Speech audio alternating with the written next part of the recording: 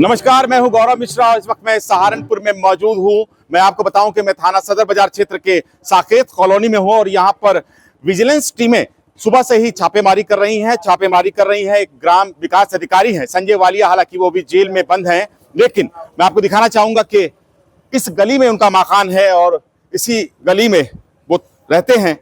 लेकिन नवंबर में वो पकड़े गए थे, उनको एंटी करप्शन की टीम ने पकड़ लिया था। 20,000 रुपए की रिश्वत लेते हुए वो गिरफ्तार हुए थे। ये उनका मकान है, ये अपना उनका खुद का मकान है, जहां पर मेरठ से टीमें आई हुई हैं विजिलेंस की और वो सुबह 7 बजे से यहाँ पर छापेमारी कर रही हैं। सहारनपुर के अंदर सुबह से ही इनकी दस्तक हुई थी और उसके बाद उन्होंने यहाँ पर ग्राम विकास अधिकारी जो कि तैनात थे पहले पुआरका में और फिलहाल उनका असली ठिकाना जो है वो जेल है, क्योंकि रिश्वत लेते पकड़े गए थे। मेरठ के जो अधिकारी हैं उस पर खासतौर से डिप्टी एसपी मेरठ विजिलेंस आए हुए हैं, वो अंदर लगातार पूछताछ कर रहे हैं, जांच पड़ताल कर रहे हैं।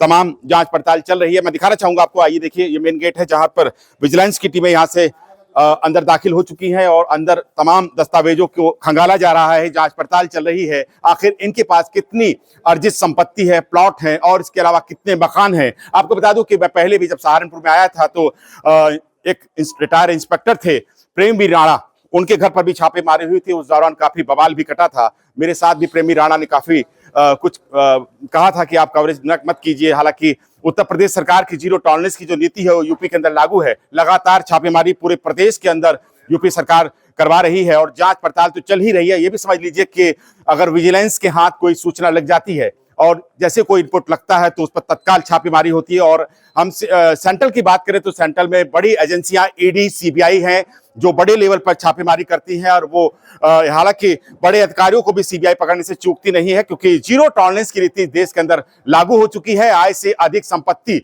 अगर आप रखते हैं और सरकारी अधिकारी हैं या किसी बड़े पद पर हैं या बड़े कंपनीज को चलाते हैं तो आय से अधिक संपत्ति मामलों के अंदर अब हाई अलर्ट पूरे देश के अंदर भी हो चुका है। खासतौर से प्रदेश में तो है ही, लेकिन पूरे देश से जो सूचनाएं आपको डेली मिलती हैं, डेली प्रेस नोट जो जारी होते हैं, वो देख सकते हैं आप ईडी के, सीबीआई के, वो ये बात को बताते हैं, ये बात पुष्टि होती है कि अब पहले जैसा जो माहौल है, पहले जैसा जो भ्रष्टाचार का माहौल था कि आप भ्रष्टाचार करेंगे कम समय में आप आएंगे, तो यही होता है। फिलहाल आप देख लीजिए, इस तरह से ही फिर दरवाजे पर पुलिस फोर्स अधिकारी रहते हैं। तमाम चीजें आप देखिए, यहाँ पर लाइन से फोर्स लिया गया है, वो भी यहाँ पर तैनात है ताकि किसी भी तरह से सुरक्षा व्यवस्था में कोई चूक न होने पाए, किसी प्रकार से कोई यहाँ पर बदतमीजी न होने पाए। लेकिन शांति के साथ विजिलेंस टीमें यहाँ पर संजय वालिया का जो मकान है आप देख सकते हैं, यहाँ पर अंदर अपना काम कर रही है। उनके साथ पूरी जो जांच पड़ताल है वो चल रही है, सघन जांच पड़ताल इसे कह सकते हैं, क्योंकि आपको फिर बता दूं जो विजिलेंस का जो काम होता है वो मेरठ की जो टीमें जो काम करती है वो कैसे करती है, वो बड़ी बारीकी के साथ आपके तमाम दस्तावेजों को खंगालती है। सबसे पहले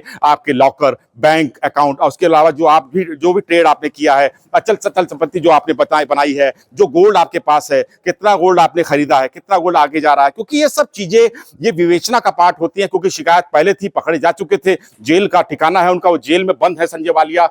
लेकिन ग्राम विकास अधिकारी पर बड़े आरोप लगे हैं, क्योंकि भ्रष्टाचार को उन पर यह आरोप है कि आपके पास आय से अधिक संपत्ति हो सकती है। इसलिए यूपी से जो मेरठ की इंटेलिजेंस टीम है उनको रवाना किया गया है। इसके अलावा आपको ये भी बता दूं, इनपुट यह भी मिल रहा है कि सहारनपुर के अंदर कई और भी ऐसे लोग हैं जिन पर जो रडार में है यूपी सरकार की, उन पर भी छापेमारी कभी भी हो सकती है। उसके अंदर खासतौर से खनन कारोबारी भी है जो रडार पर है। देखिए, मशीनें मंगाई गई हैं और फोटोस्टेट मशीन है शायद ये, इसके अंदर जिरोक्स कर सकते हैं वो अंदर ही, ये भी अंदर गई है।